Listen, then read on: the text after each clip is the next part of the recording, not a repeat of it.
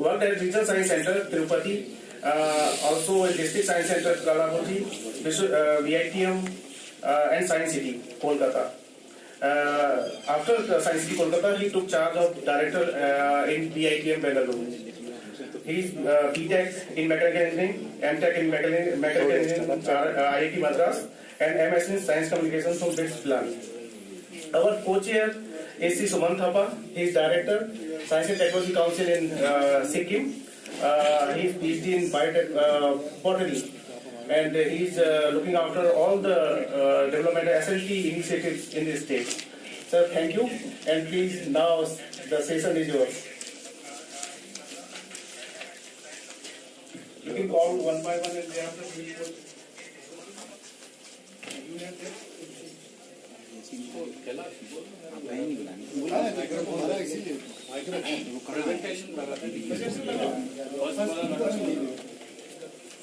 Without any delay, we will go to the presentation. So that duration has been reduced to 12 minutes. No, no, we'll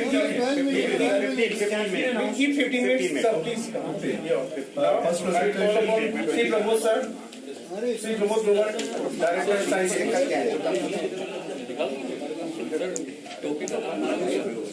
उसके बाद नहीं चाहिए. You look smart this way. सबसे pen लेता हूँ.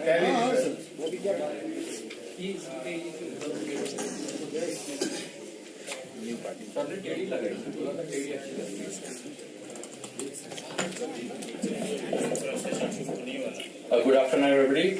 Welcome to the post-lunch session. I know it's a difficult session, so it's a test for the Almora Science Center whether the food was good or not.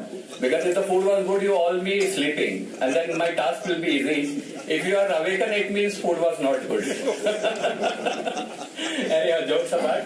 So I chose this topic. This is one of the sub-theme, that AI in the museums. I chose it because it is new to me, because AI is a new concept, and being a curator, though my field is electronics, but I have never learned anything about AI, but I'm just trying to learn, and so that NCSM can implement something in the field of AI. Next slide, please. You know, what are the applications of AI? Everybody is familiar with ChatGPT. I hope so. Everybody might be using ChatGPT. So, do you know what is ChatGPT exactly? This is called as LLM. I will come to later. But from my slide, it will look like the job of the curator is gone, right? But that is not the case. So the job of the curator is very well safe and no issue as such. So, but still, there are so many engines, like so many algorithms and the LLM models which are available, where all the database queries and various things can be stored and retrieved based on the prompts. So now a new concept will come where a field will be there called as prompt engineering, right? You should be equipped with the word prompt because you should be capable enough to trigger the query through a particular prompt so that you can retrieve the desired data. Because the database is huge. Like my friend was talking of data science, so much of fun for data. So data is there, data is organized, data is disorganized. Now your duty is to retrieve the data through a query. So as a curator, we do the concept, right? As a curator, the concept is the beginning of the document. Like you want to fix a theme, on which theme you want to present your views or your content to the visitors in the museums. So once you choose a theme, you give queries to the models available to you, you will get something about, right? And now you have to keep on trying and give the different prompts so that you get closer to what you require. So then you can go for next step, that is creation of content. You want text, you want videos, you want images, you look for that. Because though when we do design, we require a team of people, like we have a curator, we have an exhibition officer, designer, and so many other people. So now the AI is doing everything for you. And then even for the development of exhibit, like of the design of the structure, now people are busy with their AutoCAD drawings.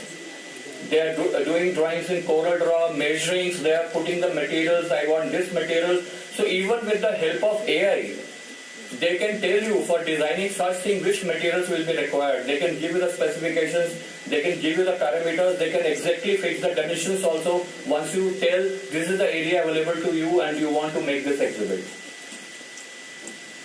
Then, means it is for management of museum as well. Museum, so many things to do, right from ticketing to collecting data from the visitors, but then ethics need to be followed. Even through cameras, you can track the happy faces and you can see whether the visitor is happy with the exhibit or whether the visitor is happy with whatever you are offering. You have automation in museum and accessibility. Like accessibility means now we are talking in the morning, Dr. Pant told that we should have a collaboration, right? Now I was just thinking when you were telling you whether we can have something like every center decides a hero exhibit. Right? You have one exhibit which you want that it can be can be interacted by a visitor sitting in Itanagar maybe, in Arunachal maybe. So you have a collection of exhibits, we can have a collective database. You see one of your exhibits which you find this is really good and it's a hero exhibit of your center, you choose that one. Maybe collectively we can take this project, NCSM and other centers, and suppose somebody goes to your center in maybe Sholapur. So you have a frame. You decide these are the exhibits. If you want to operate, you can operate online. So with the help of IoT and AI, you can access exhibits, and then there is no barrier of the language. Like if my language is done in Hindi, a person in Sholapur can access that in Marathi with the help of AI. So that is the beauty of AI. Next please. So this I was discussing, everybody has heard about ChatGPT. So that is called basically one large language model, LLM. And this carries huge database and huge information which is organized. But how it is being organized, that is the query which is given by you, and then some results are stored. Whenever other visitors give that same query, same results comes in a different form. So this is just in visualization. Suppose I wanted to make some gallery and I have given a keyword or maybe atom or this, and then the Gemini gives you the visual. Now it is up to you. Your role doesn't stop. AI is there now, no role of me, right? Now you have to think these are few alternatives. Which one I should choose, which exhibits should I fix, and I should go on. The entire storytelling begins from the beginning to the last, and everything can be developed, and the visualization can be achieved before the design is initiated. That is a good part, because nowadays what we are doing in NCSM, what we are doing, we are aware that we are making dummies, right? But now people have started even dummies directly 3D walkthroughs they are making in the different software. So that is already reduced, that labor is reduced. But sometimes old people like to make dummies because that is their interest, right? But to save time, we can go with this thing so that you save time. Whenever target is near, very near, you can go quickly with the help of AI. Next. So this is the challenge. Like I was giving that, being a curator, you need to know how to give prompts. So you should be familiar how to give prompts, because many times you will not get the desired result, but you should not leave. You just go on giving and think of different options which are available. And this is can you click on this video? Uranium, नहीं आप आगे चले minimise करो तो right नहीं उधर आओ एक बाहर आएगा आपको बाहर आएगा सपोर्ट नहीं कर रहा It's not sir this version of Windows is not support अच्छा no office is not supporting right side में क्लिक करना होगा राइट साइड में वीडियो के ऊपर जा रहा है आपका कर्सर अच्छा नहीं करेगा ठीक है anyhow like you can even generate videos you give some terms you want fusion whatsoever so you can get ready-made videos with you but the thing is right now a lot of modifications are required because the text sometimes coming is not correct so there will be so many mistakes so manually what you can do is you have a video the base video and the text you do in a different layer and superimpose the two. Next please. This I think I already dealt with. So now even the installation, right now installation we are doing in the arm, but technology is coming, changing very fast, and maybe in the coming days you have robotic arms to do the installation work. So you program, maybe you have the modules and you assemble the exhibit. That is the future coming up. Next please. So this is just the exhibit which was given, the query was given and the design has come. So it's very simple, maybe within few minutes you can get a design. चलिए आगे next.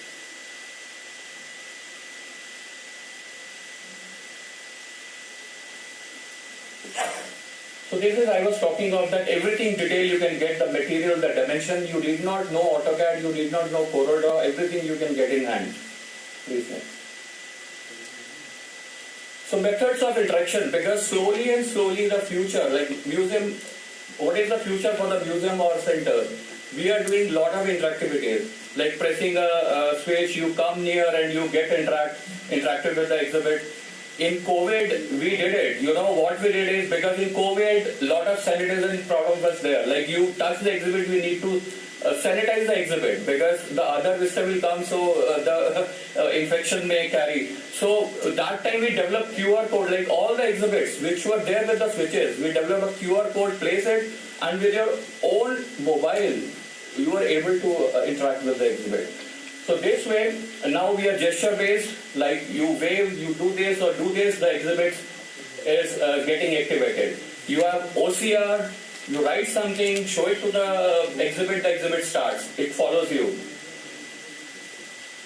And then augmented reality, everybody is familiar that nowadays we are doing VR, AR, everything. Like you are in a virtual environment, you interact with the exhibit, there is a mix and match of reality and virtual things. Next. Yeah, these are the just few examples. Like you can have virtual lab, you can have, already we have a gallery and digital adventure, you can go with this. Gesture recognition, you write something, like in system colleagues, they are familiar with visual seeker. You have a timeline. You go, drag and you get the data. Now you show the visual, 2010, you go to the year 2010. So that way timeline is very simple. Next please. So now means traditional. When the AI was developing, there were traditional algorithms, but now the algorithms are getting advanced. Now maybe we have to train ourselves to those algorithms. So we are just on the start. We have to pick it up. Next. So this is just another application, like what you can do with the AI. If you could have able to play the video, this is basically a role of science communicator. Like we are now in system is engaging science communicator either to welcome you in the center or to explain about the exhibits. With the help of AI, for every exhibit you can have a science communicator attached to the exhibit which explains in your own language. So even you can come to know about I was discussing earlier that likes and dislikes of visitors, you can record their expressions, and then later on maybe with some sort of feedback you can try to modify the exhibits if you come to know. Take the next slide. So automation in museum. Every field in the museum can be handled by AI, right from the ticketing to exhibit design. So you can have ticketing data, you can analyze that data with the help of database what you are getting, because selection of data is quite difficult. And as I was discussing that IoT combined with AI and network, you can create a collaborative project which I was discussing that you can interact the exhibit remotely from any center. Okay, next slide. So even with the help of smart AI-based applications, you can give tracking, like a guide. Visitors can track the exhibits on their own with the help of AI. And QR codes and everything can give you more information, like we have mostly we do in 3 languages, so you can go with multiple languages with the help of AI and QR codes. Next. These are the tools which are available like we need to train ourselves with these tools, and maybe it's a time that for few years to come we should keep some budget for the AI fixed, so that every year you can do something on the AI. Maybe we have to have a head for the AI. Human salary cut. No problem. But this is very much required, because unless we keep a budget, it's very difficult to work, because we talk big, but when it comes to the budget, there is no budget. So when we're talking, we should fix some budget for the AI. So every year we should be able to do something on AI. Huh? Yes. क्यों रखेंगे नहीं यार? Science City में we have more revenue. I can give as much money as I require. That liberty I am having. For NCSM units, I am talking in total. Please next. So this already I have talked. There are so many things which AI can help you out, right? So it is basically, if we see, this is not a disadvantage for us. If we learn it, we will be able to add values to our museums, basically. Next. Yeah, so this is future. Even Umesh also talked about digital twin technology. I can virtually clone a center, right? And then you have AI-assisted curation that I already have told. Now, in-system centers interconnected through AI, translated live content sharing, like multiple languages you can go with. Then citizen science integration, AI-guided participated research programs enabling visitors to contribute to the authentic scientific investigation. That feedback also we can have and we can carry out. Then tracking personalized science passport systems, documenting visitor learning journeys across multiple visits and institutions. That also we can take care of. Because once you are connected with others, even that visitor data also you can access and you can have the feedback. Next please. Other museums are doing something, we are yet to take some initiatives. So this is the... Thank you. Oh, it's over? Thank you very much. Can I just go through it for 1 minute? San Francisco is there. Next please. Science Museum Boston. Already AI, they have taken up a gallery. Next. Munich. Deutsche Museum. Next. Next. Just next. Science Gallery London. Or एक next कर दीजिए.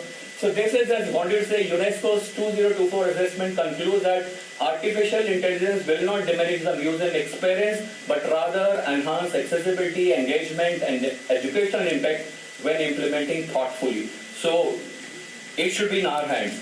Because science museums must lead technology adoption, not follow. We just should not follow. We should apply our brain and then we should follow. Thank you. Thank you. The next presentation. Whose job is in danger? Director. Next presentation is by Saket Singh Kaura.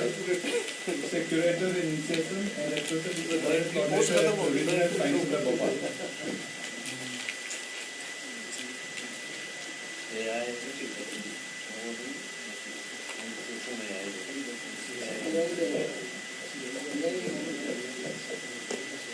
Good afternoon, everybody. Thank you for giving me this wonderful opportunity being a part of this Science Museum fraternity. It is an opportunity to learn from all of you, and at the same time, how Science Center can become a case study or a scalable model-based example for other science centers. The theme, as we know, Future of Science Museums and Science Centers. So in that theme, we are also dealing with hilly and remote regions. So how an example can transform to inspire others. So basically, we have dealt with sunspots.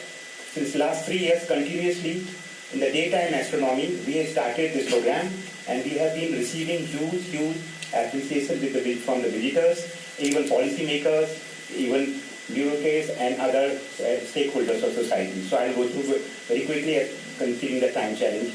And next slide. Science Center can transform live solar observation the moment they enter. If you have a telescope with a certified solar filter, you can transform that experience for observing your sun. Why sun is important at this moment, I'll tell you. The next slide. The basic challenge is how we can use this telescope thing, which LCSM, our, as we know, largest network of the science center in our country. Around the world, we are having a single umbrella-based network. So our science popularization program is mainly popular with our exhibits, our exhibitions, our mobile science exhibition, and basically our activities. In that, Sky Observation Program is having large chunk of impact. It also attracts large number of audience from different parts of the world, including parts of the world I mean, general visitor, school, college, or tourist also. At the same time, it is restricting for the evening. How we can counter the challenge? Because most of the schools are coming from very distance, and if they are not able to stay back, then how we can transform that astronomical experiences? So let's challenge. So what is the challenge? Distance, because of timing. In the daytime, if they are not going to stay late, definitely they will miss the sky observation session if they are not coming exclusively for that. At the same time, if center is not allowing them evening events or the experience like solar, which I am going to talk about in detail with our own examples. This is a real solar live laboratory kind of experience. You don't need to replicate like a digital simulation. It is actually, you are observing sun right there, 15 crore kilometer, or you can say 150 million kilometer on an average distance from your planet. You can observe sunspots. That's a real scientific phenomena. You can teach solar physics, and you can supplement solar physics interest in the audience as India is gearing up for next generation large solar telescope. Next. So this is our nearest star. As we know, most of the time we may think it's very important for all of us. We are observing different stars, but this nearby our own parent sun is very critically important for all of us. Even in our Indian knowledge system or in our Vedas, in our own practices, cultural practices, sun is very, very important. In scientific domain, India is also heavily investing in solar physics through IAES. Very important projects is coming up. And ISRO's Aditya L1. So being a science center or science museum network, we should complement the national goal and alignment of the scientific requirements so that this young generation can also have dialogue or discussions or discourse on the recent development of the field, or they may choose career in the field of sciences, STEM, but sun may become a catalyst through the science course. Yeah. Next slide. Back.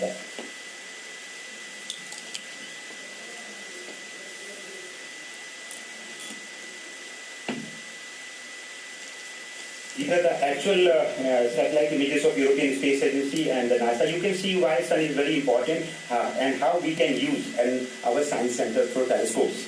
So sunspots are actually forming on the photosphere, the surface of the sun, and that is the source of inspiration. If you have a bigger sunspot, and even you don't need a telescope, if you have a proper solar goggle, and you can easily notice these big sunspots. They are actually magnetic field rupture is happening there, and they are becoming source of coronal mass ejection. That's why sun is putting out huge amount of million tons of material in the outer space, which is affecting our space weather. And these are very, very challenging time for the space-based economy also, because the moment we are putting more and more satellite and space-based businesses, so solar storms are becoming very alarming for all of us. How Science Center can use this opportunity? Any science center, wherever the sun is going, it's very easy to replicate. Next slide. I'm talking about visible range of our electromagnetic spectrum, but sun is very, very serious scientific object, and scientific community is observing in different wavelengths. You can see NASA has released this image. You can see in X-ray, UV, and for that matter, you need to put your spacecraft in outer orbit. That's why towards the L1. Our Aditya L1 is also at L1. That's a 1.5 million kilometer towards the sun, the distance. So even you can feel auroras are not only common on our planet Earth, they are also observed on different planets. So how we can use this opportunity to actually instill or infuse interest in the younger audience. Sunspots. Why sunspots? Because Science Center Bhopal, Regional Science Center Bhopal started from October 2023, this phenomena. And we started categorically because solar cycle number 25 had just started from December 2019. And this period, 24-25, was the solar maxima. Solar maxima means during that time sun is actually erupting, emitting huge amount of solar flares and generating solar storms. So around the world, it is now talk of the town for even NASA, European Space Agency. ISRO is considering seriously. Aditya L1 is, so one of the objectives is also considering the space weather impact on our India's own space-based research satellite technology. So minima and maxima. The second thing, it can become a very good scientific project for schools and colleges. If you study sun, you use a simple telescope with solar filter in different days, like in 14 or 15 days, you can prove that by this method sun is rotating without going towards the sun, actually using very costly scientific experiment in the orbit. So these are very simple things which can be replicated through the help of science center, because as we all know, science centers are a catalyst in the society, or they are also supplementing or nurturing the curiosity. So solar minima, where minimal solar activities are happening on the surface. Solar maxima, which is going on, as it was very phenomenal. I want to say to this audience, till today we have checked the latest imagery released by the SOHO, NASA's one of these spacecraft. Very minimal solar alarm for this week, but this was the highly way beyond prediction. Scientists around the world predicting that the solar cycle 25 may not have that much solar activity like 23. But this has actually go beyond their expectation, and that's the beautiful thing. When we were giving so many sessions at the Science Center, outside outreach programs, in the daytime, people are enjoying, because even political policy makers, they were also able to see sunspots. What can we see in the sun? Sir, you can see sun at the same time, you can see the sunspot. Sun is becoming violent and very, very angry on planet around its environment. And we should be cautious enough, because we are investing heavy chunk of pie in the space economy. Next. This is a flare. You can see this is a very close-up view in different wavelength. Sun's surface here, you can see it's a burst of solar burst. This burst is emitting huge amount of solar radiation, at the same time material also through CME. Very good. And why this is happening?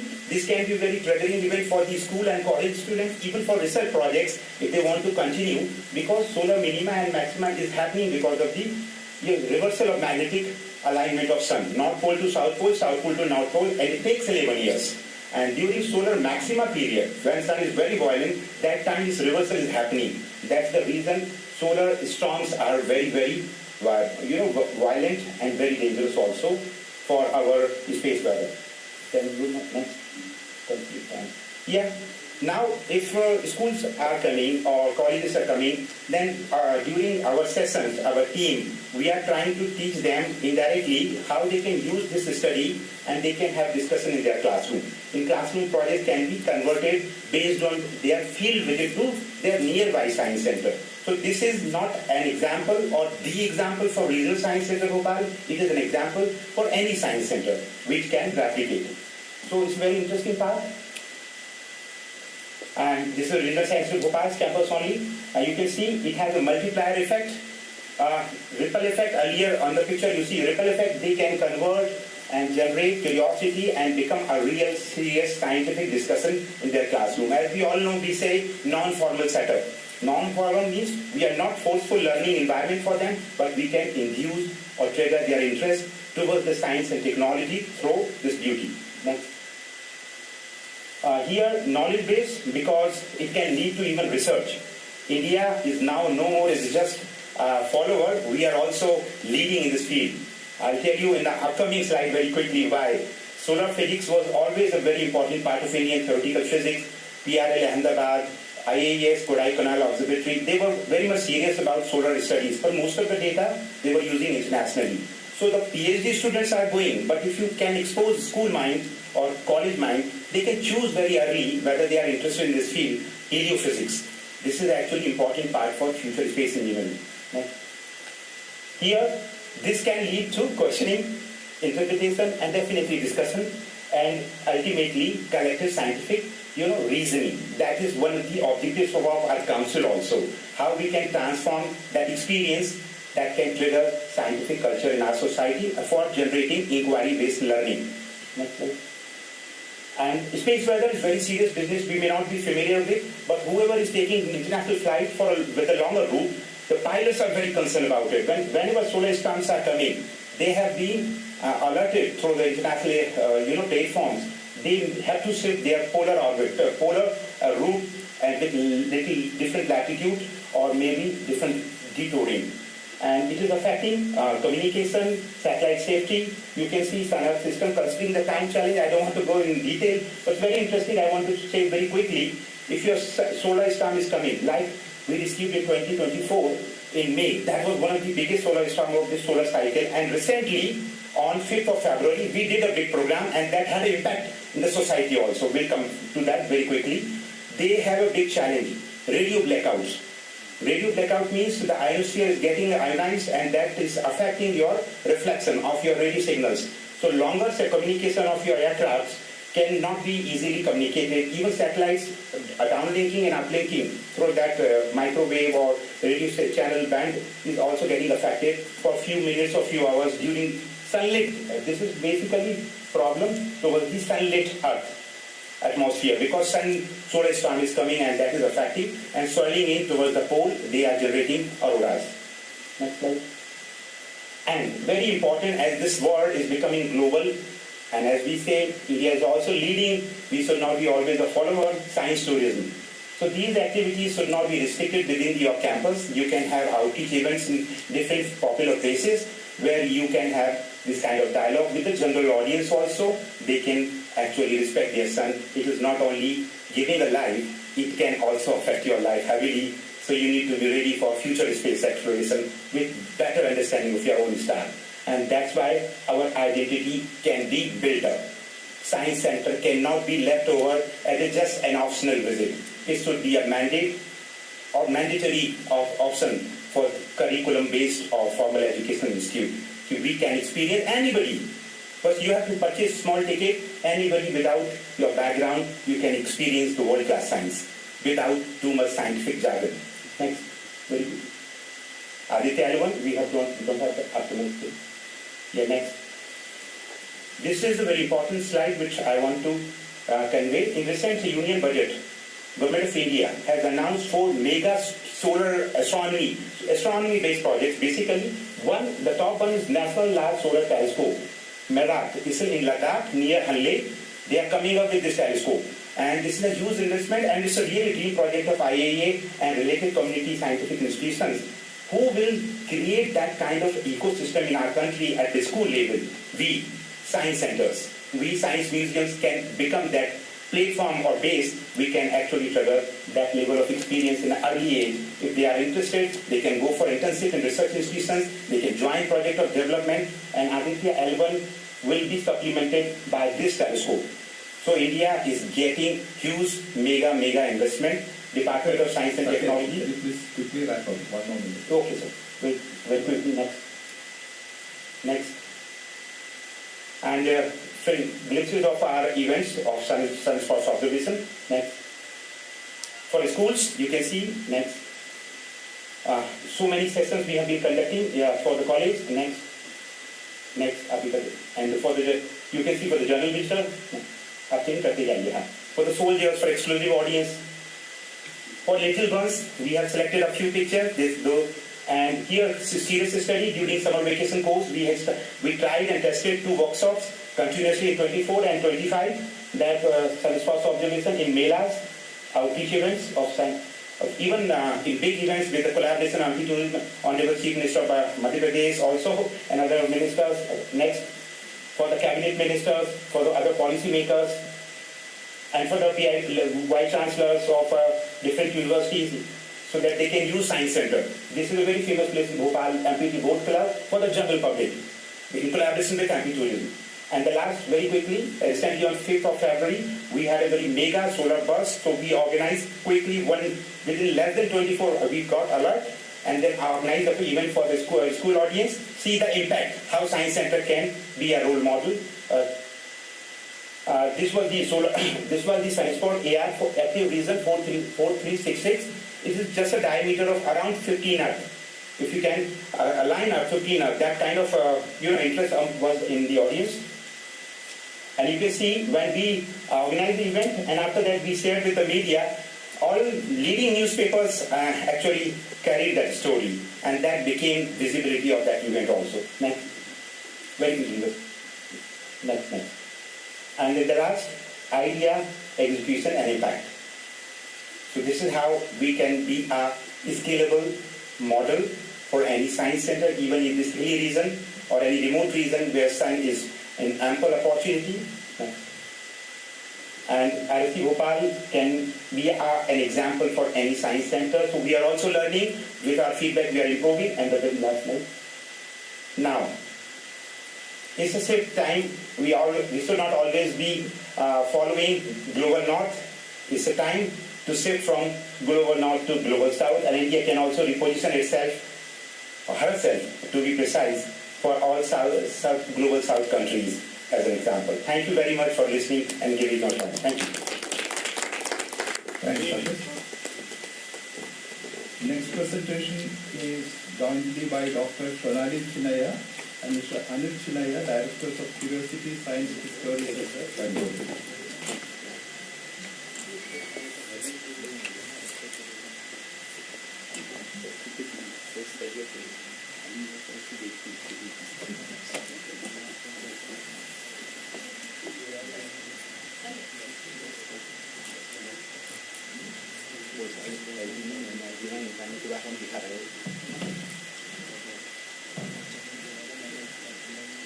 इसको निकाल के लगा दीजिए और इसको memory में उठाए.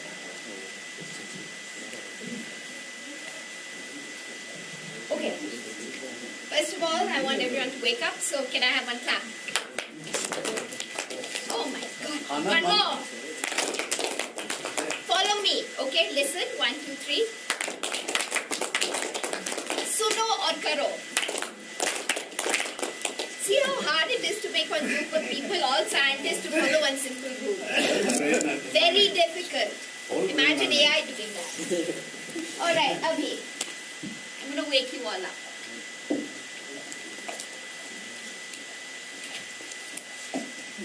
In my hand, I have a magic teacup. Teacup. What happens if I rub a magic teacup? ये सब heads of science directors, ये क्या हो रहा है? चीनी comes out. बाप रे बाप, चीनी कहाँ से निकला? चाय निकलेगी टीकप में से. हाथ ऐसे करो, आप सब सो गए. ऐसे करो, जोर से. जोर से. हाँ. What happens when I rub a magic teapot? Friction, man. गर्म हो जाता है ना. ये खाना जो एनर्जी है इसमें पड़ जाता है. ठीक है. अगर थोड़ा सा पानी डाल दे, nothing. Put a little more water. कुछ नहीं. पूरा का पूरा बचा. Something else happens. If I'm on TV, I don't want to say, but anyway, all the water will come out. Huh? It's a cycle. But how does it work? Anyone? Heads of state? Directors of programs? I'm not going to give you the answer. I ask ChatGPT how to... You ask ChatGPT. लेकिन मैं presentation के बाद. All you need is a cup and a straw to recreate it. Now I'm going to let you think about that while I finish my presentation. Our children in schools are expected to answer questions, exam questions. But have we ever thought about what it means to ask questions? When a child is asking a question, a child is connected, they are interested, and they are awake. And they are processing information to ask the question. Now I'm going to the other extreme of AI and all that world of technology. I'm going to what it means for a child to learn and how important our centers are in creating a space where children can ask questions. That's the base of your innovation. We talk about innovation at such high levels. Let's start with the child. Next. You saw the bit of magic? Keep going. I'm not going to give you the answer. All right, a little bit about us. My husband and I have created an independent science museum. I don't like the word museum, but Science Discovery Center. We studied all over, both here and abroad in America. And I got a PhD in marine biology from Cornell University. Sorry, you can't see it. Next. I actually have been to the bottom of the ocean in a submersible. That's the Johnson Sea Link. This was almost 32 years ago. After the Titan went down and burst, I have to admit I thought twice about what I did for college. Because coming back up in one of these is actually a scary thing. But I use this example to get kids to understand the concept of pressure. I have a whole workshop and show on pressure and talking about what marine animals must face when they undergo huge amounts of water pressure. Like you were saying, at the bottom of the Mariana Trench, 40,000 feet deep, we have animals that live there. How do they withstand that pressure? I am sure none of you over here know the answer. All right, next. So, we worked all over the place. I'm jack of many trades. My husband has worked in banking software. He developed his own online entrepreneur thing, which does what, for insurance, what you do for ticketing and airlines. And I have worked in the New Jersey Aquarium. I was part of the dive show for education. I worked in tech, SAP America. I worked with several NGOs in India. We returned in 2003 with our children. And I taught 11th grade biology at the Valley School. And then I founded Curiosity, our science center. Next. So this is Curiosity. It's in Bangalore, off the Sajapur Road. We opened the center in 2022. And it is self-funded. We funded the whole thing. I did look for investors for a long time, but I also realized the moment I get an investor, I have to do what they tell me to do rather than do what I really want to do and how I thought through education. So what is curiosity? It's a desire to learn, to know. And what do we do at Curiosity? It's not a wrong spelling. That's the name of our center. It's Curious City. And it's a space where kids and adults alike can enjoy the joy of science and exploration. And what we do there is to really get children to ask questions rather than teach them. Next. So we have all kinds of interactive spaces. We have hand-built all our own models. And you can see, I had a video, but of course, it's not playing. So I'll skip to the next one. Did you show you the videos? Oh, that's okay. Don't be saying it, so slow. Okay, leave it. Leave it. Keep it. Bad made last week. Go back one.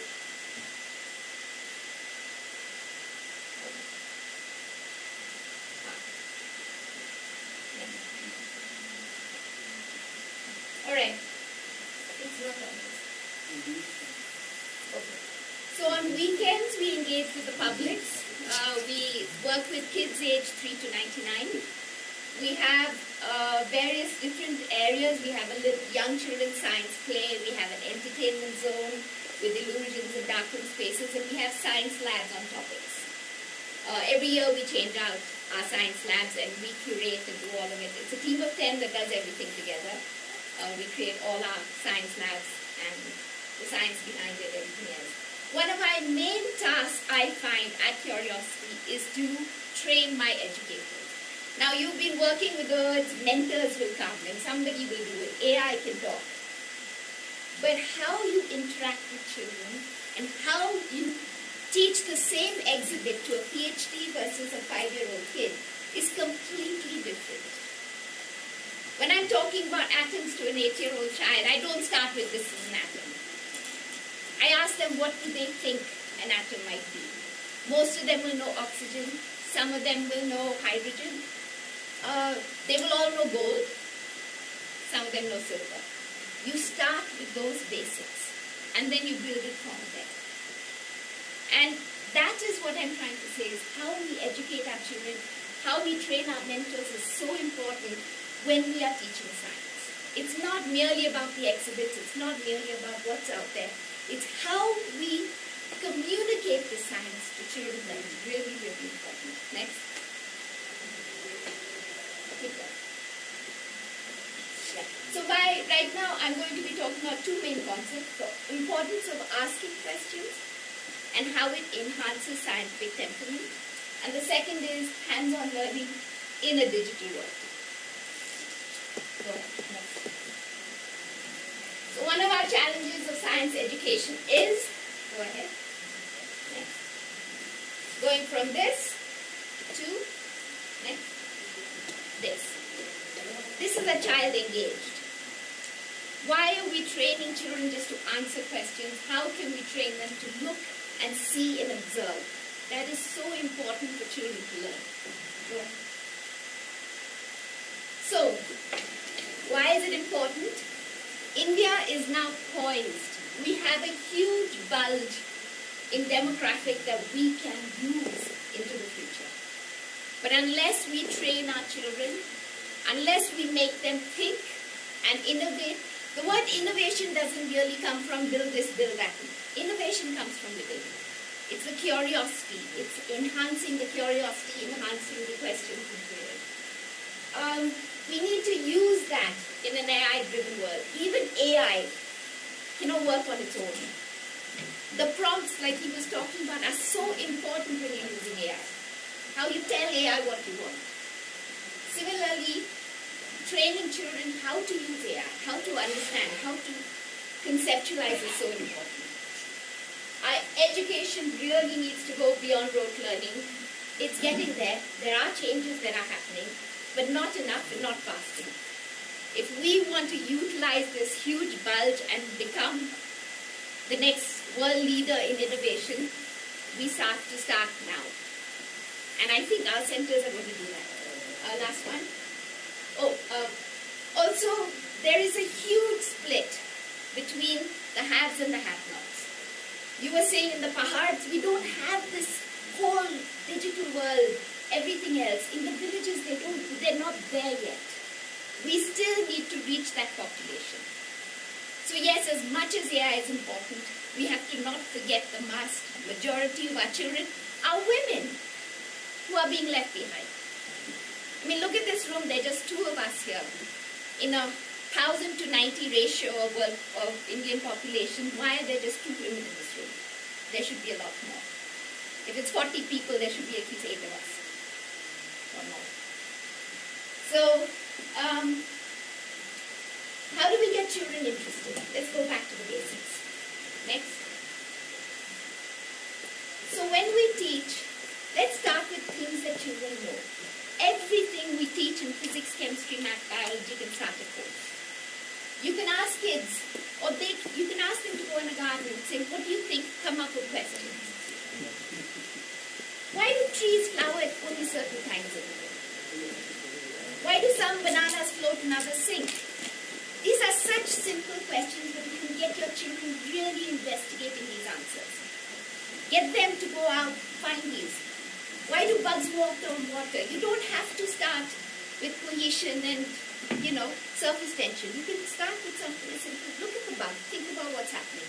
Make them observe the bug on water. And that is the key point of asking questions. Why do pressure cookers steam? All right, next. Look at this picture. Can you tell me how many children are really in the room? How many? It's not an it is an illusion. But if you gave a child this in a school, rather than saying reflection, refraction, 30 degrees, 60 degrees, 90 degrees, it really gets them into thinking, what is the real answer? How many? These are 3 triplets that came to our center, identical triplets. And it was so cute. They stood there. It was a fraction of a section before we got this picture, but it was so beautiful because we've used it in so many of our workshops. on light, you know? And it's fantastic. It really makes him think through what this is. Go on next. So pose a question for discussion next. Here's a great one. How many of you grow up in the Complan years? And Complan had, this is out of Complan website, 2x faster growth nutritional that has growth nutritions that enable 2 times faster growth. Now I want to ask you, what kind of experiment would you need to do to prove this was right?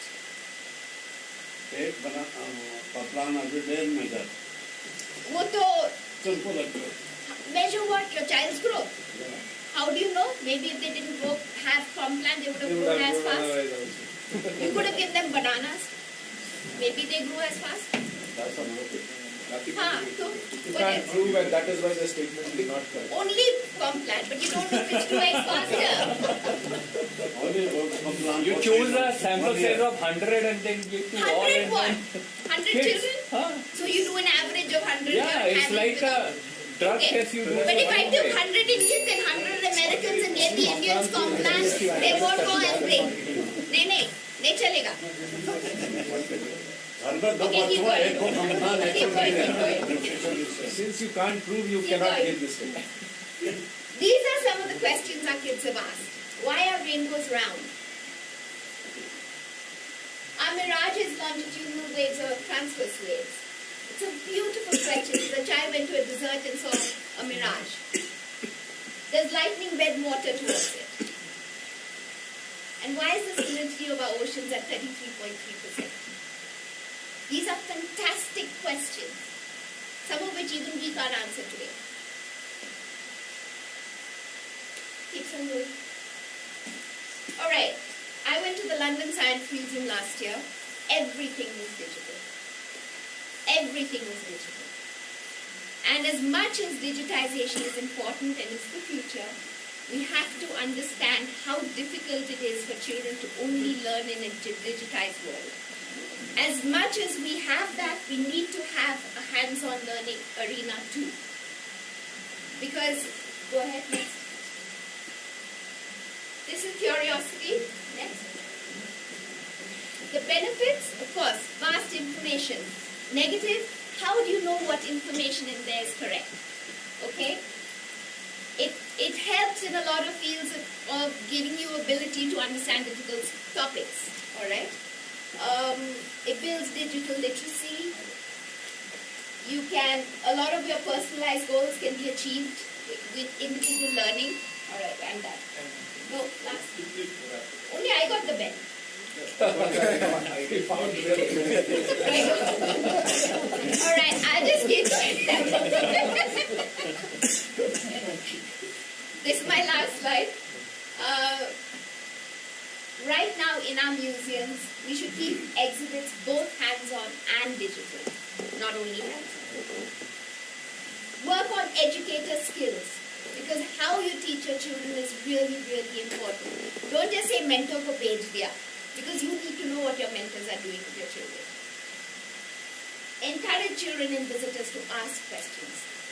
Even in schools, we should be doing that. Get school and college children involved in helping the science as science educators in your education space. Gen Z and Gen A are important to get them in, but don't forget Gen Rural, because they're still out there and in masses.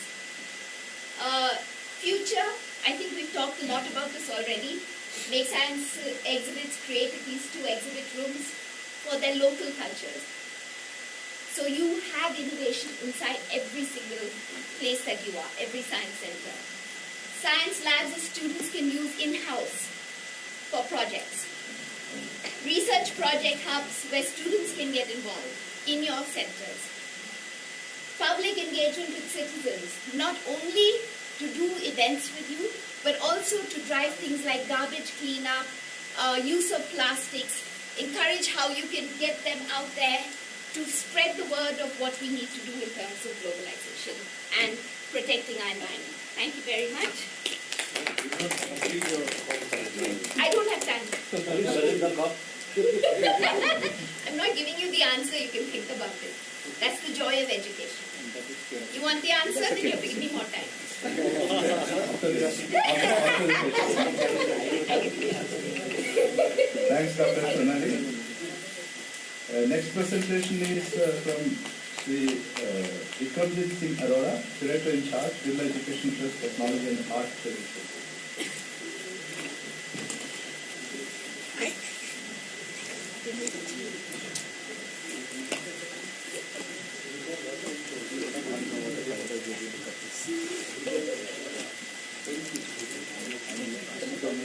Nice presentation. Nice. It was nice.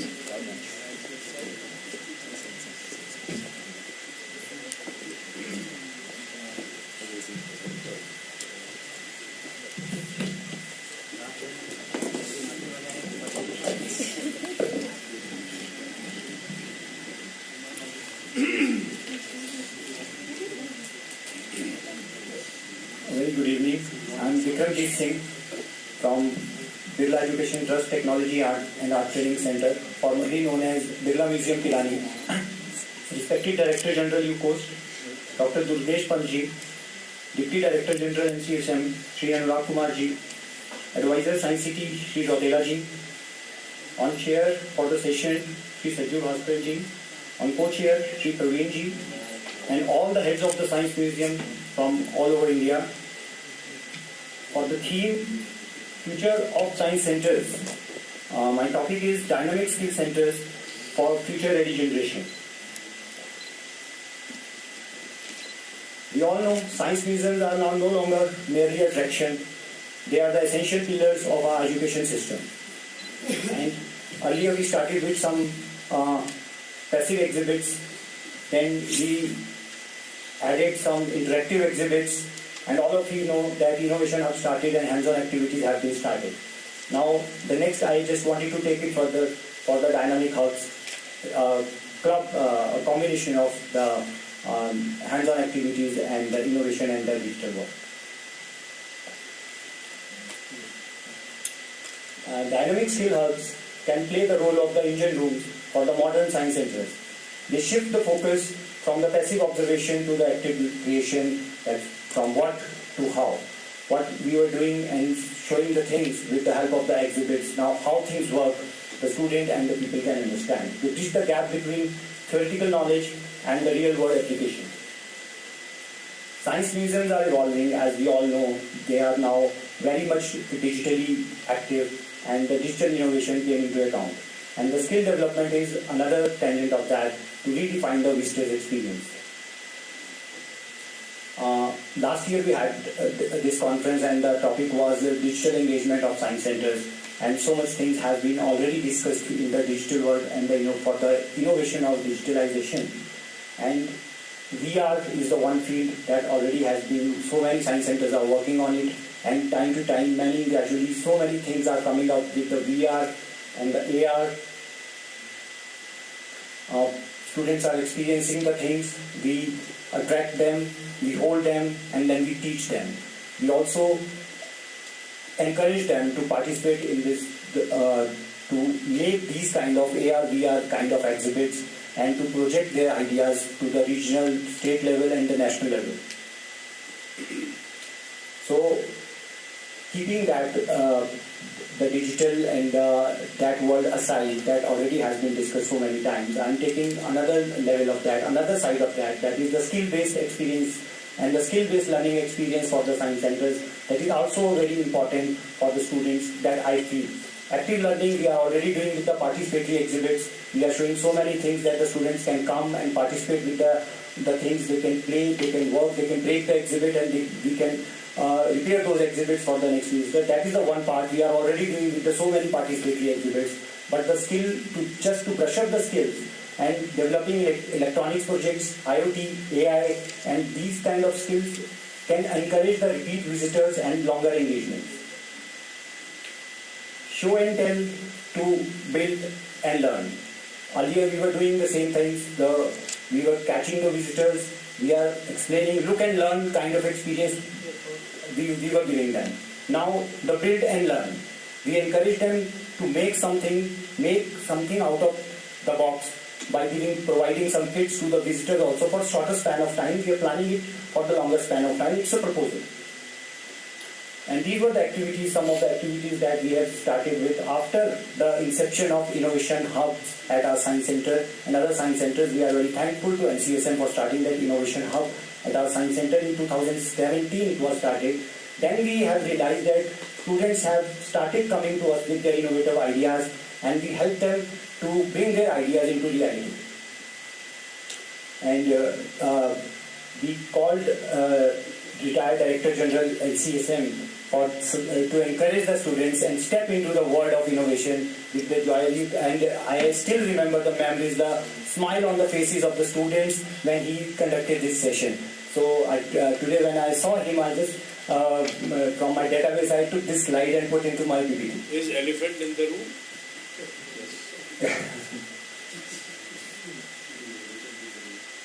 Recently, our PM has also emphasized on the skill-based education, and the education and skills are the twin and inseparable. This was the statement of our Prime Minister Narendra Modi. And for the future-ready models, more interactive galleries are required, more digital enhancement of exhibits is required. So, skill-based workshops and exhibits are also equally important. That I want to emphasize today. Interactive galleries, you all are scientists, curators, and on the directors level, you already have seen and developed so many things on that. And also in innovation hubs, these kind of skill-based activities are going on. But the idea is to bring those skill-based activities to our galleries and in the science centers also. These hands-on workshops will be the heartbeat of the future-ready centers, and they transform our visit into a deep dive learning sessions. We have conducted some of the activities, and quickly I would like to show you the glimpses of that activities. Some of the students have not even heard the names of those activities. AI, IoT, these are the popular ones. But we have researched and found some good resource persons to conduct such kind of activities. By doing those activities, their skills can be brushed up, and they can make more skill-based. They can learn specific field of skills, and then to get these to convert those ideas into reality. Our job was only to give them a push. So I would like to show some of the activities that we have conducted. 3D designing and printing was the one. Students have conducted one session, and then on the other side the products of those sessions was at that side. Thermocol sculpture making skill workshop. Students were making some of the things from the big bricks of the thermocols, and the product you can see on the other side. Paper quilling craft to develop their paper craft skills. Ultraviolet resin artwork, and by using that ultraviolet lamps and the resin, the liquid is poured into the sun. In jewelry, these kind of workshops are very popular for jewelry making.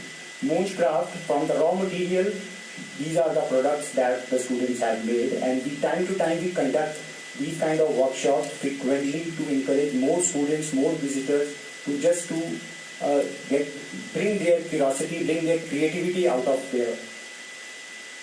Robotic skill workshops, these are very popular in India these days. So we have some modular electronic kits, and these kind of workshops are brushing their robotic skills. IoT skills workshops, IoT house, smart city house, smart concepts of smart, any smart project that they can make using these IoT kits. AI robo making. Earlier we had conducted some robotic session, then we have given them the challenge to convert that robot into the AI-based robot. So they have used some hand gestures to control that robot according to their gesture movements.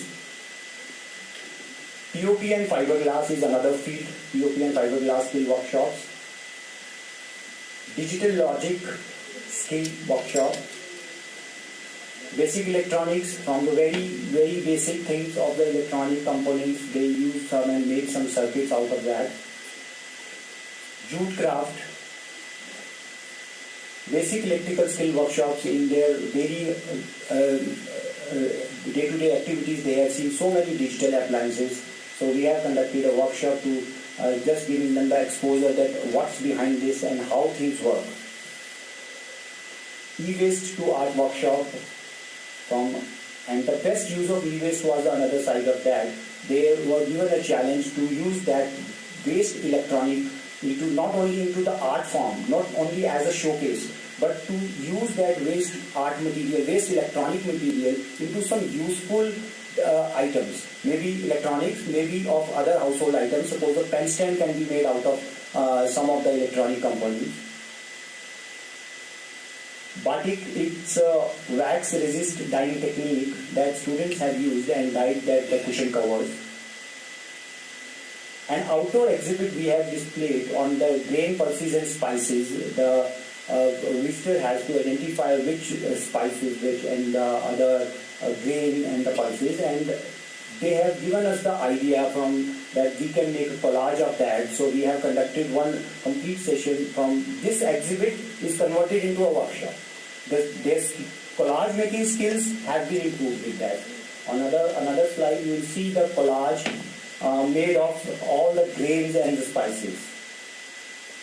So in NEP the art integration programs were already introduced. So we are just giving them that the art integration in the NEP, whatever it is said, we are just promoting these things to higher level.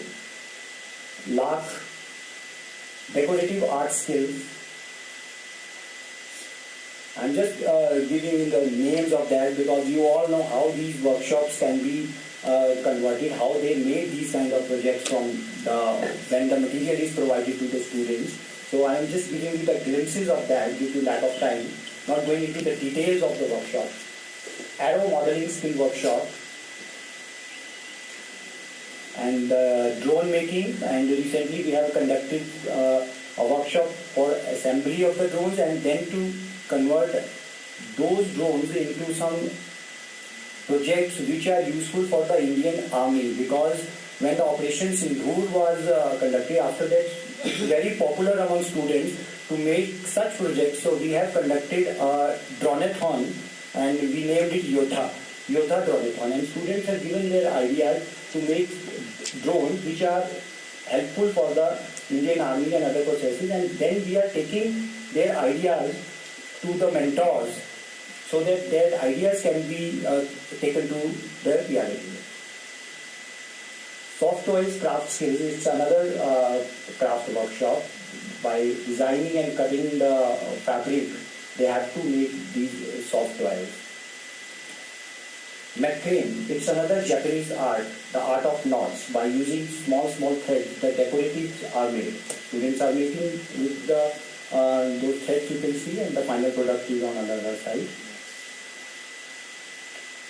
Digital photo collage, by giving some of the photographs, and the students were asked to make a photo collage, and it's an exhibit in our science center also. We have given some of the random picks and easily they can make a collage, and to some of the students, when we get some good collage ideas, we also give them some small token of thanks or award also. Pottery is another one, the shaping clay and filing technique skill workshop. By some speakers were told about the local community. So we involve in these kind of workshops the local people so that they can come and help us in conducting more programs in the science centers. And one of the local workshop was smithy art techniques. Lohar, they say Hindi mein, that smithy, with that smithy technique, students have made some metal craft and wood craft products. Art on stone is another field of that art. Spatula art, here students don't have to use the brushes and all that, but only with the use of that spatula they have to paint and to make some beautiful paintings. Nakshatra Kala, Nakh Kala in short, engraving and embossing with nail art. As we are in Almora, so I would like to mention here from SJ University Almora, we have called Dr. Shekhar Joshi to conduct this workshop recently on 5th of February. Wash painting technique, it's again a very unique technique. When the whole painting was dipped in the tray of water, all the water is poured over the painting, and that beautiful effect comes out when the final product comes after 1.5 days. Cloth and waste wool collage. By small cut pieces, these kind of collage can be made. Definitely the art skills are used in this. They have to use some sketches, and then they paste these things over that collage to get these beautiful effects. I'll go quickly on that. The metal crafts techniques, I have already told you with the smithy technique. These are some good products I would like to show you. Woodcraft techniques. And as I told you, time to time we conduct these skill fests to exhibit variety of projects developed by the students during these skill workshops to motivate and encourage more and more students around Pilani. We have in our campus more than 6,000 students, and in Pilani region we have more than 200 schools already. And as I told you, to measure their success, some small micro-credentials, small certificates after the workshops or after their visits can be provided to them just to encourage or motivate them. And in conclusion, I would like to say that for building the future-ready generation, science museums have evolved from passive galleries to the dynamic skill hubs, and with the digital transformation as well as with the skill-based hands-on workshop corners that can empower the next-gen innovators. Thank you very much. Thank you, Vikramji. We are not waiting for tea, but tea is available outside. You can pick it up and join the session. Next presentation is by Sri Rahul Das, Curator and CEO, Sharapur Science Center.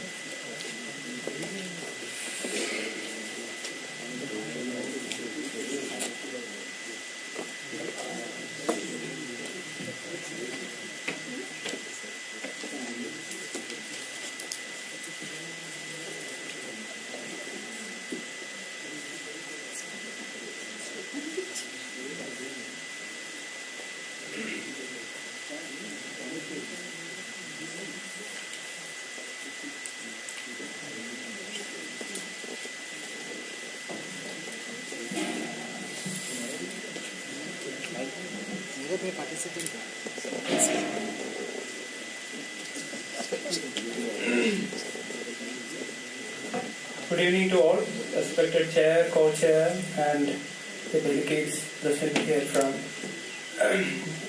all the parts of India. I am Rahul Das and I am representing Solapur Science Center, which is a sub-regional science center located in the border states of Maharashtra and Karnataka. And next slide.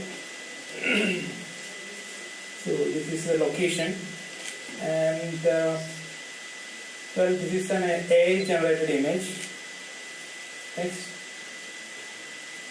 So we have a thematic gallery on textile, fun science gallery is there, and 3 acres of land is filled with fun science exhibits. We have an innovation hub, a multi-purpose hall, and an observatory we are in the process of adding up. Next. So we have good quality telescopes also, and these are the pictures we collected through that telescope. And these are the glimpses of some of the activities we conducted. So these are the recent additions we have. We have a MiG-21 engine from the Air Force and SPP-32 aeroplane. And one walk-through aviary also we are adding up, so that students and visitors can interact with birds and feed them live. Next. So in my brief presentation, I am sharing my idea about how our exhibits should be, with the elements of surprise, deeper curiosity, which may result in longer engagement with the exhibits, and also the retention capacity what we have through that exhibits will be there, and simultaneously this will help in science communication and will help to create a museum culture. Next. So there was a discussion regarding the digital and the physical basis of exhibits. What I believe is that I have seen people who are coming to the science center. They are telling that we are much bored about digital content and we need physical exhibits to supplement. I also believe that our exhibit should be a blend of these things. We cannot avoid digital content and at the same time we cannot avoid physical interaction with the exhibit. And digital interaction, of course, as it is discussed, it can be through AI, AR, VR, simulation and all sort of experiments.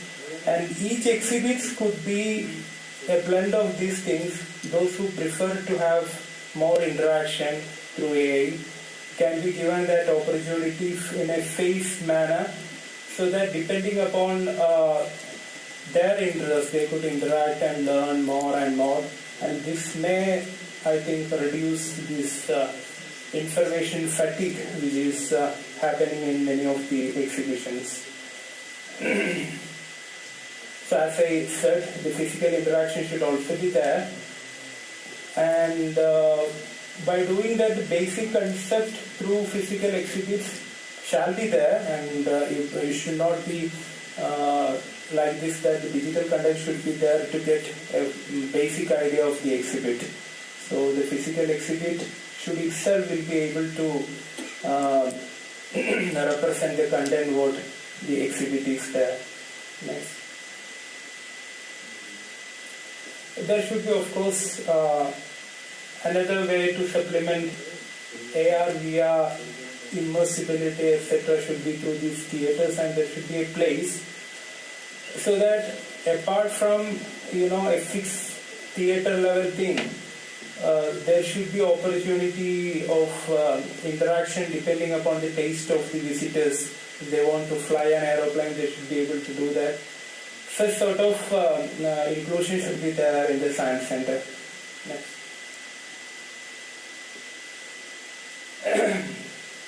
And as I said, there should be a meeting point of surprise and mystery. I still remember Science City is having that 20 graph generator and circular motion, which was explained through real physical interaction with the exhibit, and it gives some sort of surprise and mystery to the visitors, and they will be happy to interact with the exhibits in a passive, not only in the passive way, but in a full interactive way. Next. And by way of educational supplement, we should have more and more community-based programs. And it may not be purely in a scientific sense as such, but we can have programs to improve civic sense, traffic sense, etc. Nowadays, it's very difficult to drive through our roads because people are not following traffic rules.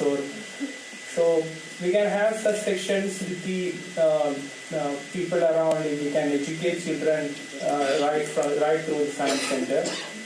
And there could be sections regarding health and hygiene, and of course experiments can be done through the innovative centers or the tech labs which can be incorporated into the science center. And of course STEM education is there. And moreover, if the community-centric participation is there, the communities should be given, I think, a space for not only interaction. They should be able to share their knowledge. They should be able to have content participation. And there should be also a common feedback forum so that the community can share what they want in the science center or any of the problems they are facing, etc. And we can have programs, especially those of women and retired people who are already available in the community, and they can have a visit to the science center, and it should be like that. They should feel the science center is theirs. Next. of course, the digital and social media interaction should be there, and the science center should have Instagram, Facebook, and other mode of connection.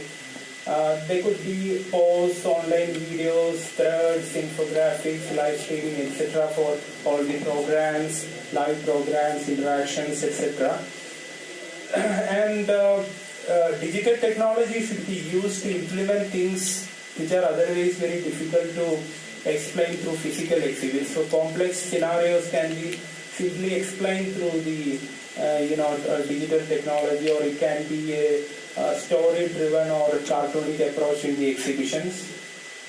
It can be used as a campaign against pseudoscience and blind faith. Contemporary issues like deforestation, environmental problems, lifestyle diseases, etc. can be included in the programs.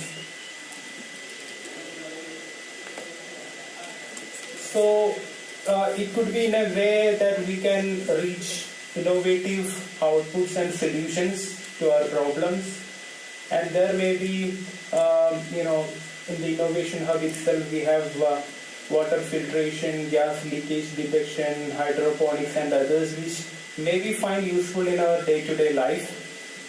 And by way of using the community participation or student participation, the products they are making through these innovative and tech labs can be there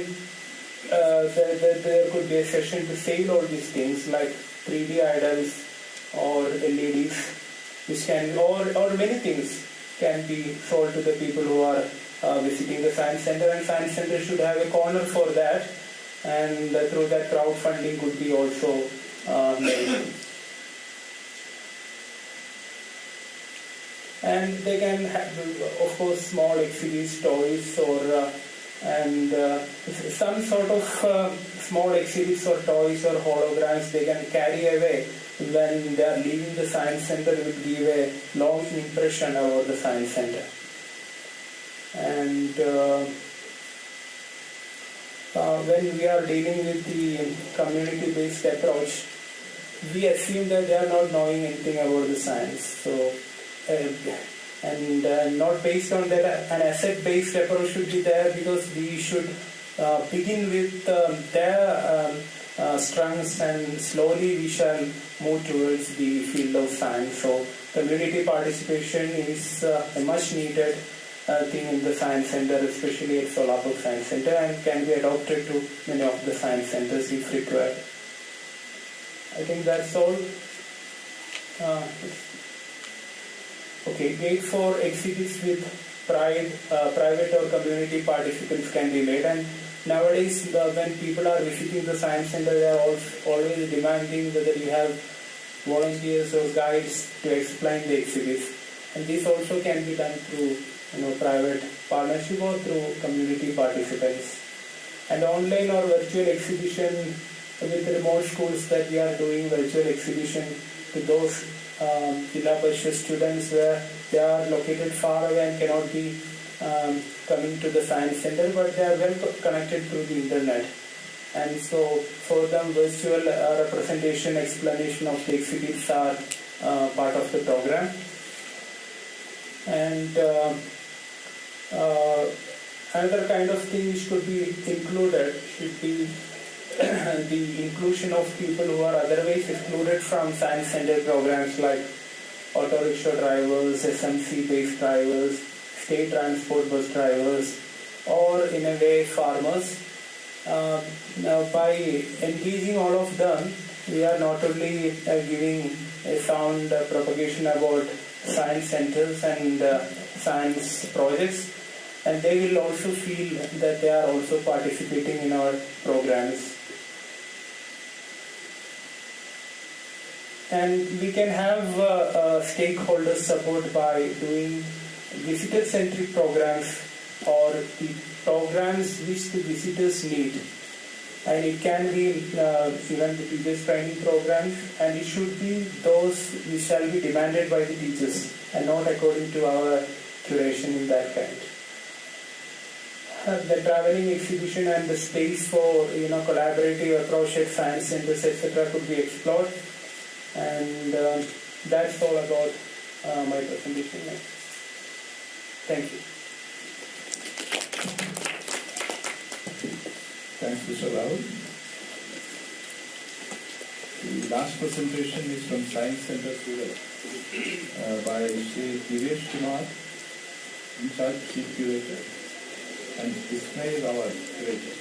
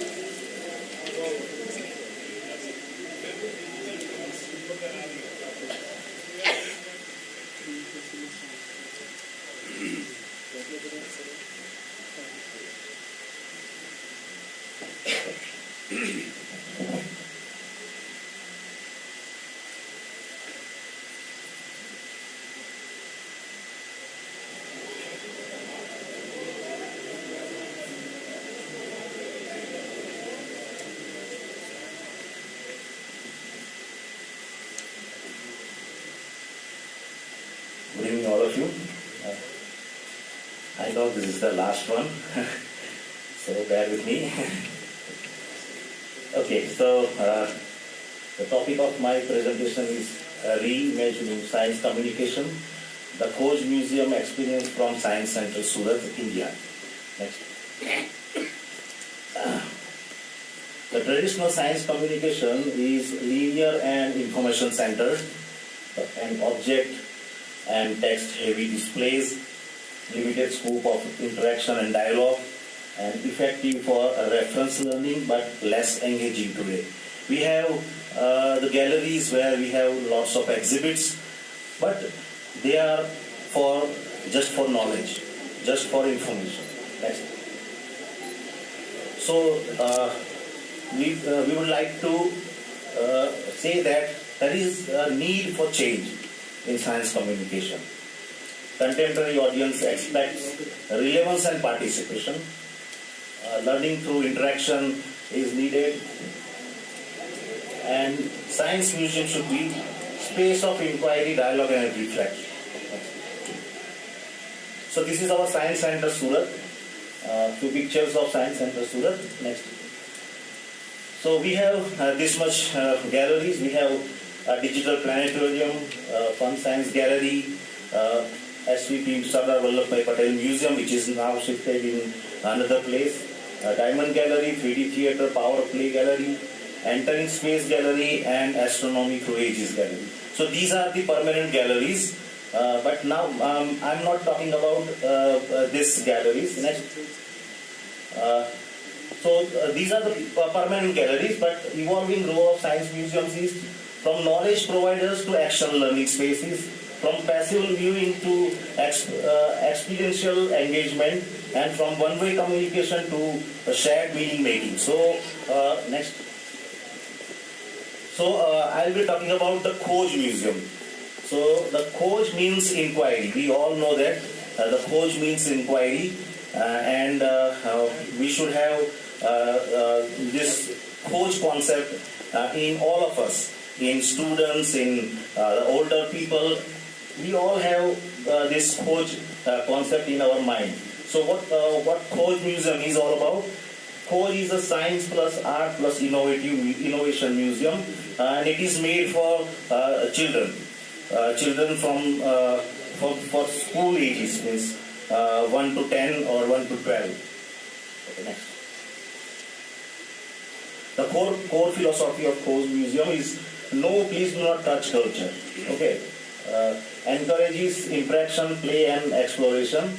hands-on learning by doing approach, and visitors construct knowledge through experience. As ma'am said that we have to do inquiry, we have to do experiment, and then we can learn. So this is the same concept of Khoj Museum. Next.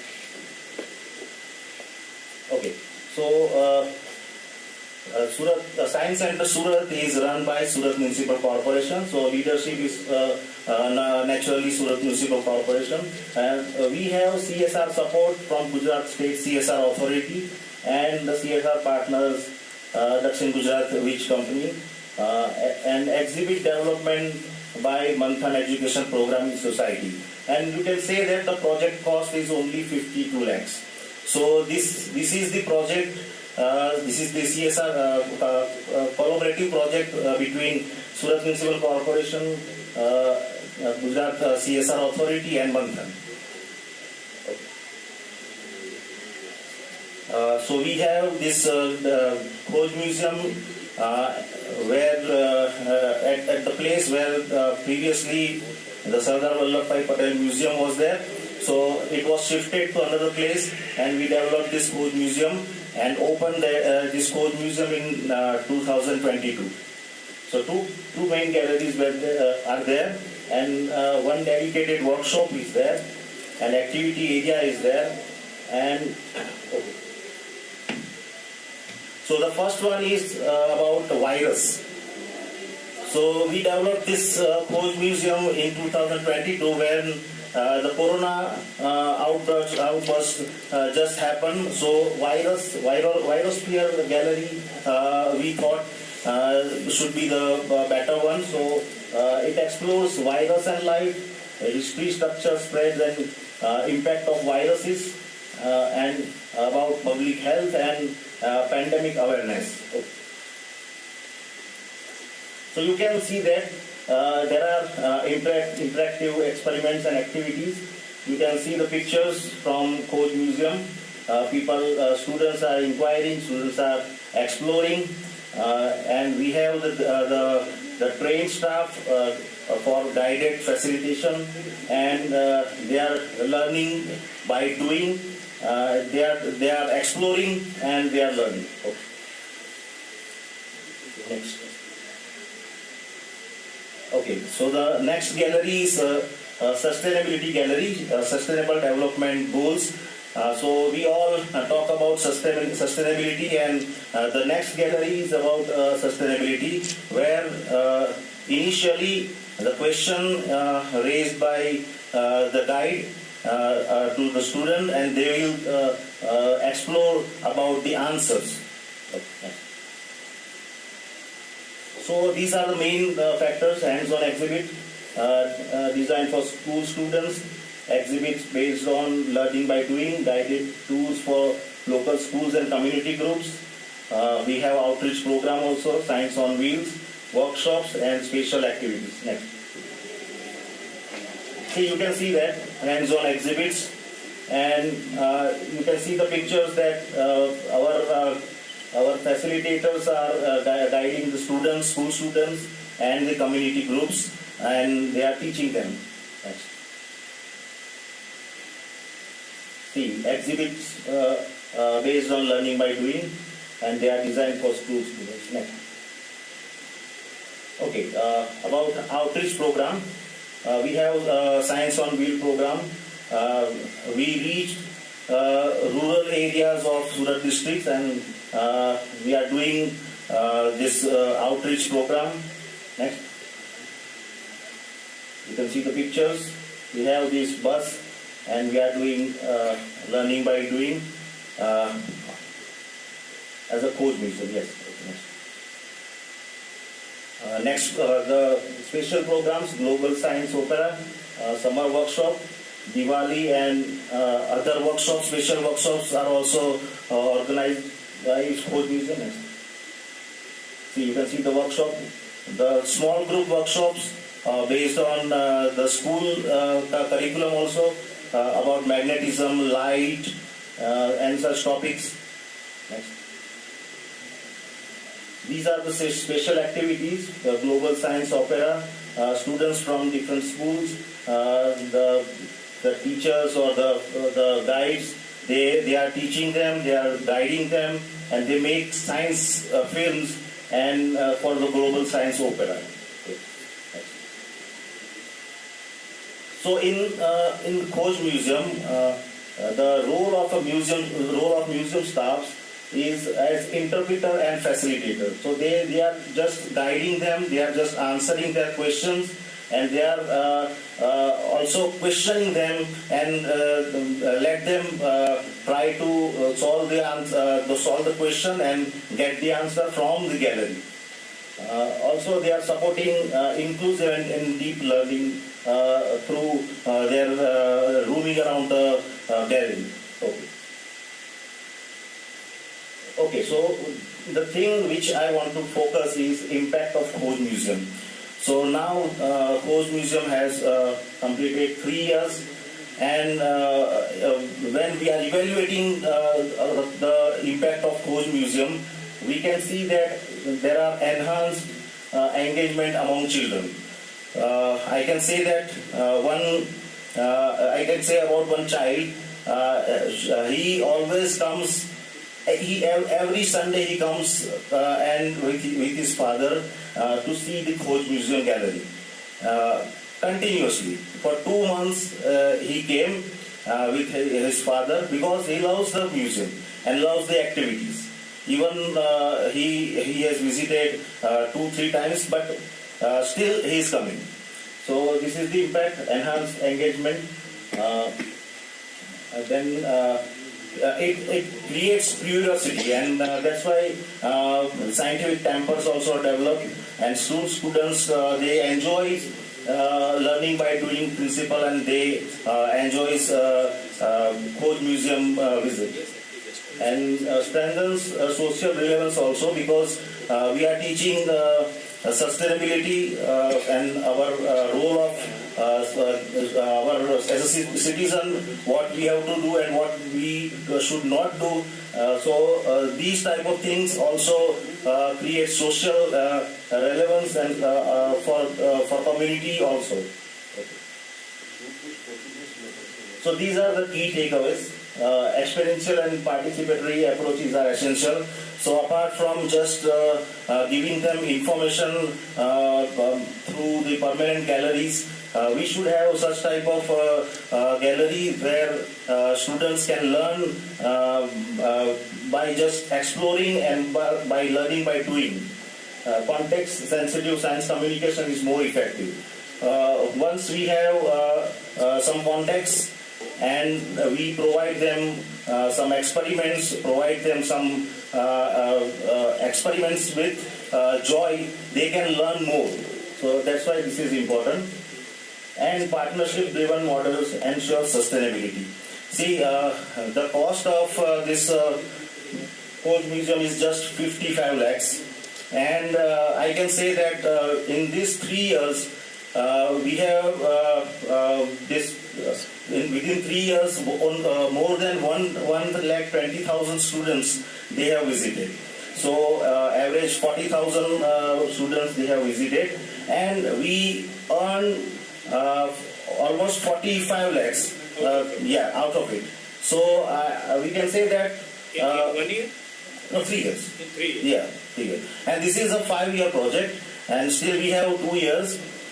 So by using this CSR support and by doing MOUs with CSR partners, we can produce a good amount of gallery with curiosity and with less cost. So from this,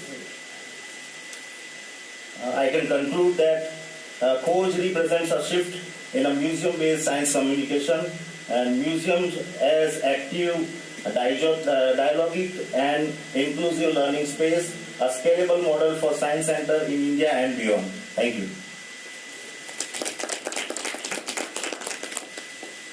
Thank you.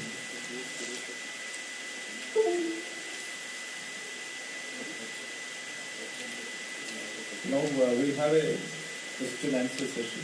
Do you have any questions?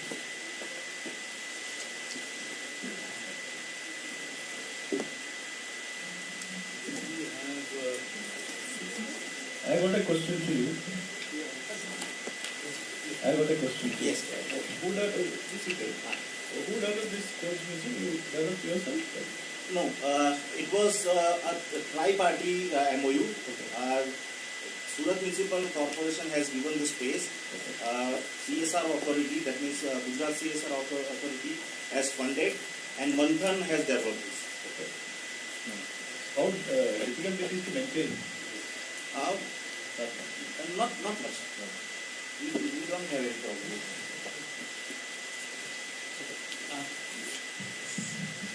I have a question to sir. I mean, not exactly a question, but see, because we talked about AI-based and AI-based systems, museums and science centers. So we were also talking about LLM-based centers. So while Gemini, everything, because ultimately all the data sets, because more and more we are training the system, the data set is going to Gemini, to Google. So rather, can't we have an AI-based system? It is not primarily, this is meant for all our centers, because we have our own, very own data set.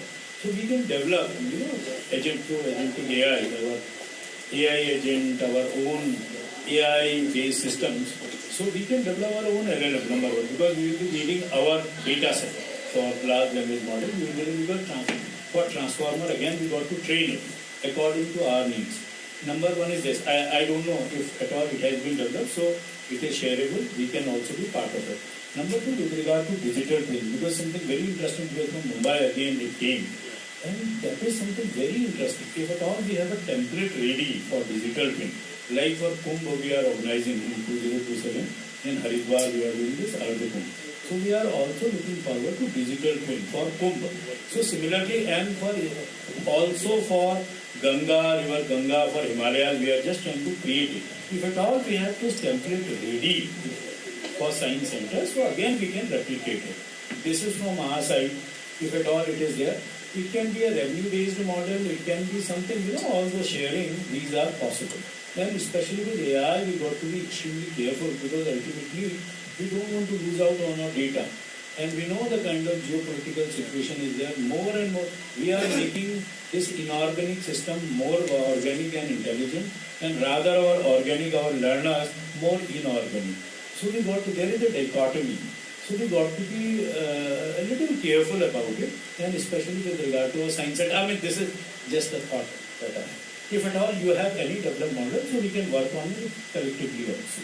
We are yet to start, sir. We don't have any model. No, so that is why I am saying, yet to start. again, this can become part of, because all these luminaries sure. are sitting here. We can develop. From our side, we have also developed a couple of AI agents. Bots we have already developed.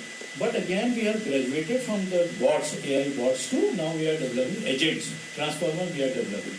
And on own languages. So if at all there is any such problem, maybe we can come forward, we can start doing it, developing it. Sure, sir. Thank you.